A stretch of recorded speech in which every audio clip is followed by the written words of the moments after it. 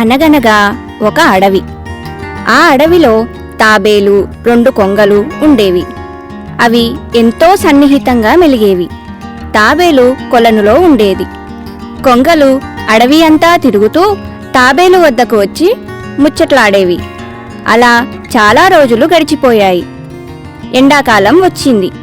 కొలనులోని నీళ్లన్నీ ఎండిపోయాయి. అడవి మొత్తం ఎండిపోయింది. ఈ విపత్తును ముందుగా పసిగట్టిన కొంగలు రాజ్యం మొత్తం తిరిగి చీమలు దూరని చిట్టడవిని కనుగొన్నాయి. అవి అక్కడికి వెళ్ళాలని నిర్ణయించుకున్నాయి.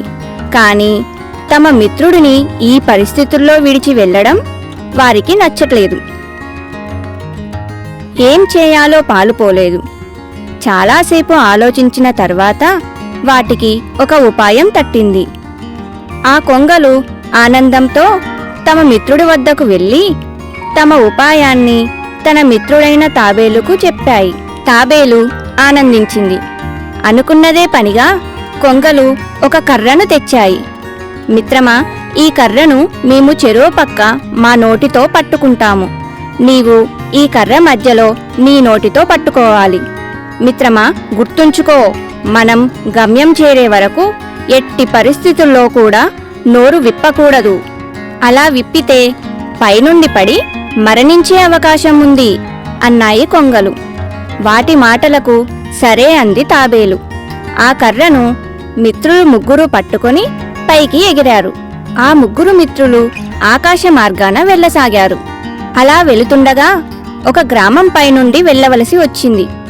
తాబేలును తీసుకెళ్తున్న కొంగలను చూసిన గ్రామస్తులు కొందరు కేరింతలు కొట్టారు. అందులో ఒకడు, ఒరేయ్, అక్కడ చూడు విచిత్రం, తాబేలును కొంగలు తీసుకెళ్తున్నాయి అన్నాడు. మరొకడు, లేదురా, ఆ తాబేలు శక్తివంతమైనది, ఆ తాబేలే ఆ 2 కొంగలను తీసుకెళ్తుంది అన్నాడు. ఇది విన్న తాబేలు లోలోపల ఆనందించింది.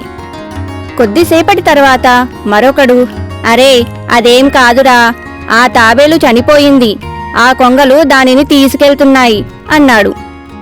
తాబేలుకు కోపం వచ్చింది. ఎవడురా చనిపోయింది అని తాబేలు నోరు తెరిచింది. ఆకాశం నుండి కింద పడిపోయింది. చాలా ఎత్తు నుండి పడడం వల్ల తాబేలు చనిపోయింది.